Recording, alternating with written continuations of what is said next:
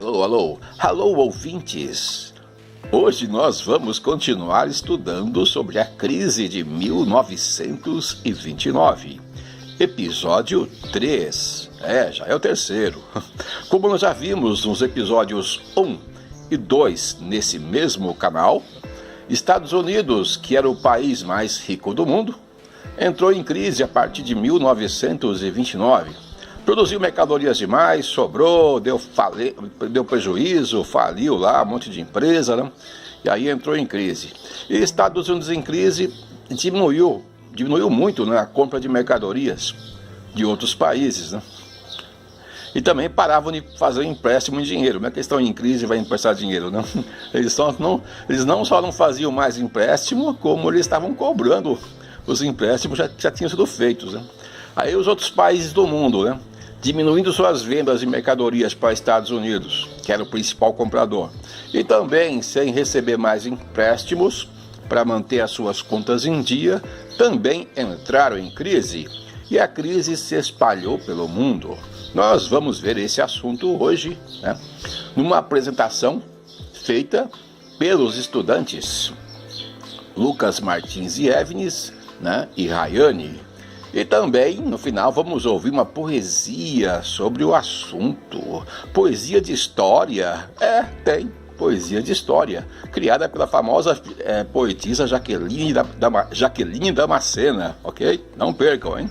Então vamos lá.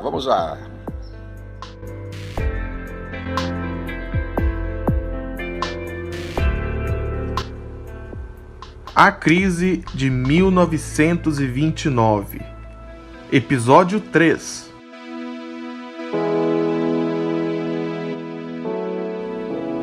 Como vimos no segundo episódio, a crise econômica atingiu os Estados Unidos da América a partir de 1929. Sobrou mercadorias e os preços caíram, levando a prejuízos e falências nas empresas e muito desemprego. Nos Estados Unidos da América, o agronegócio chegava a destruir os alimentos produzidos em excesso para tentar fazer os preços subirem. Mesmo com crianças passando fome, jogavam leite fora.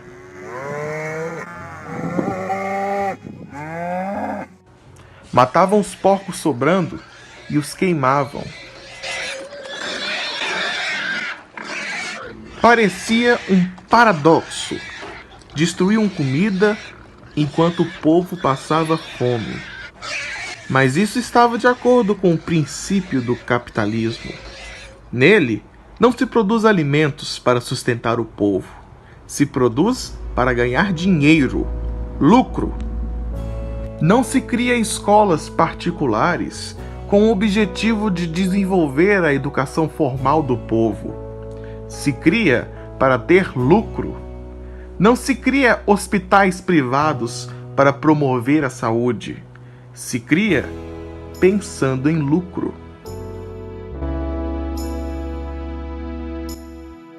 A satisfação maldosa que muitos sentiam em ver os orgulhosos estadunidenses se arruinarem durou pouco, pois logo a crise econômica que começou com eles se espalhou pelo mundo, atingindo também aqueles que estavam felizes com a tragédia alheia. Isso aconteceu porque a economia capitalista já era globalizada. Uma crise que começasse em um lugar se espalharia contagiando vários outros países. Vamos ver então como ela se espalhou pelo mundo. Primeiramente, os Estados Unidos, em crise econômica, diminuiu drasticamente a compra de mercadorias de outros países. E isso fez um grande estrago, pois os Estados Unidos, como os mais ricos do mundo, eram os que mais importavam mercadorias. E eles, parando de comprar, causaram uma drástica queda nas vendas daqueles que viviam de vender mercadorias para os Estados Unidos, levando-os a entrar em crise também. Uma outra forma pela qual a crise se espalhou pelo mundo foi a interrupção dos empréstimos. Vários países do mundo com dificuldades financeiras, fizeram empréstimos em dinheiro junto aos Estados Unidos. Mas quando eles entraram em crise, pararam de emprestar dinheiro e ainda cobravam sem piedade os pagamentos atrasados. Com a fonte dos empréstimos secando e a cobrança das dívidas, esses países não conseguiam manter as suas contas em dia e se arruinavam ainda mais. Até a queda da Bolsa de Valores de Nova York fez a crise se espalhar pelo mundo, pois muitos dos seus investidores eram de outros países. E quando os preços das ações caíram, eles também se arruinaram.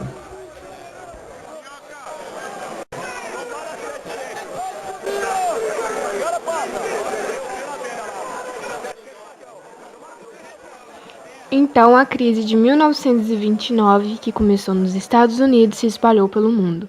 E os outros países contaminados por essa crise também diminuíram o comércio entre si, fazendo a crise piorar ainda mais. O comércio mundial caiu pela metade. Foi a Grande Depressão da década de 1930. Exemplo: o Canadá tinha a exportação de trigo como a sua principal fonte de renda. Com a crise, os povos empobrecidos diminuíram a compra de trigo e de outros produtos que os canadenses vendiam, e então eles se arruinaram. O Chile vendia cobre, sua principal fonte de renda. Os Estados Unidos, em crise, com as suas indústrias produzindo menos, vão comprar menos cobre. E o Chile se arruinou, com suas vendas caindo 70%.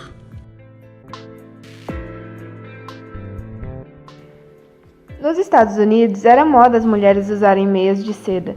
Mas com a crise, até fome elas estavam passando. E, óbvio, não tinham dinheiro para comprar mais meias de seda. E o Japão, que vendia essa seda para os Estados Unidos, se arruinou. Claro, com os vários países em crise deixando de comprar uns dos outros, a crise já globalizada foi se aprofundando.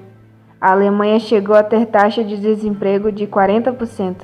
O desespero já tomava conta dos povos. A crise de 1929 também atingiu o Brasil, fazendo nossas exportações de produtos agrícolas caírem drasticamente, principalmente no caso do café, que era a nossa principal fonte de renda. O café chegou a ser responsável por 70% das exportações brasileiras, e os cafeicultores, fazendeiros que produziam café, eram os homens mais ricos e poderosos por essas bandas, chegando a controlar o próprio governo, colocando em seus cargos seus representantes políticos, que faziam uma administração atendendo aos seus interesses. Era costume os cafeicultores produzirem café a mais do que vendiam. E como vimos no episódio 2, isso não era bom, por causa da lei da oferta e procura, que diz que se sobrar mercadorias, o preço cai e o lucro vai.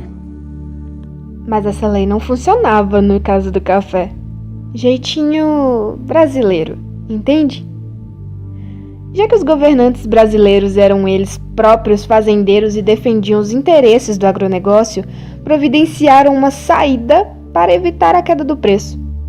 O governo comprava o café sobrando e fazia isso usando dinheiro emprestado no estrangeiro e fazendo com que o povo todo pagasse depois. Com o excesso do café sendo comprado antecipadamente pelo governo, ele já não estaria mais sobrando e o preço não iria cair. Com isso, os cafeicultores tinham lucro 2 vezes.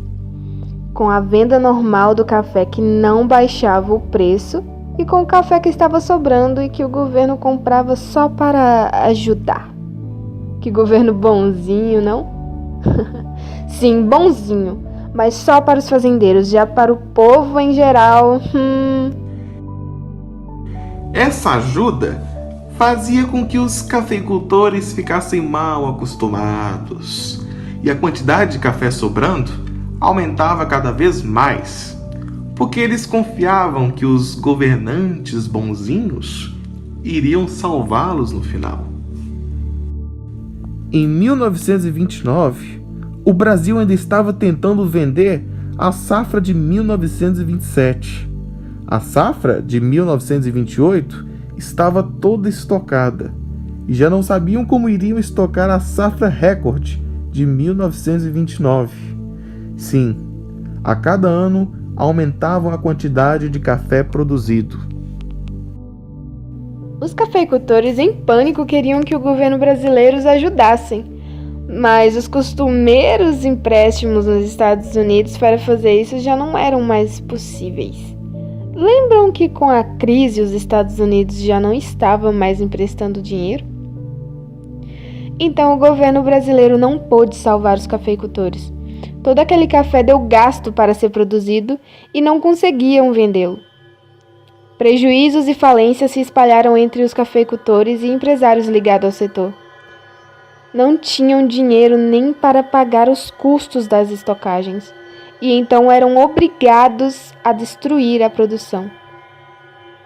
Famílias antes ricas agora tentavam vender suas joias para saírem do sufoco. Tivemos até casos de suicídios e tragédias. Uma das mais tristemente conhecidas aconteceu numa mansão do bairro de Higienópolis, em São Paulo, onde o empresário Abelardo Laudel de Moura, 28 anos, afogado em dívidas, se armou com uma navalha e tentou matar a mulher, que conseguiu escapar. No entanto, ele degolou o filho de 2 anos e a filha, e em seguida se suicidou.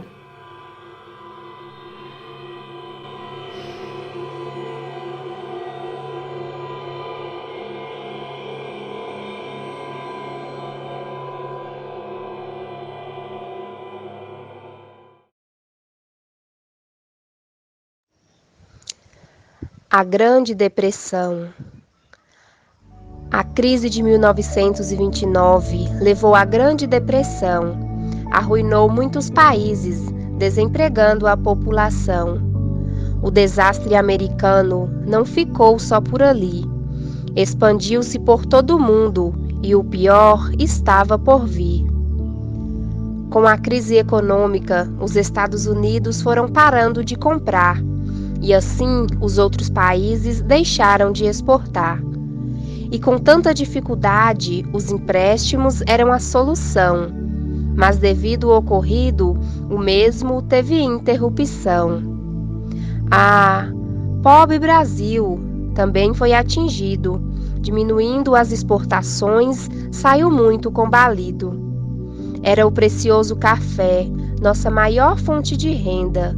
Enfraquecido pelo caos, retraiu-se sua venda. Os governantes brasileiros eram os próprios fazendeiros, que queriam exportar café para o estrangeiro. Chegaram a queimar toneladas de café para não deixar cair o preço e manter a economia de pé. Para manter o Brasil firme era difícil, é bom entender. Tinha muita mercadoria, mas não tinha para quem vender. E foi tudo dando errado, tudo ia mal. Foi assim que se aprofundou a crise econômica mundial.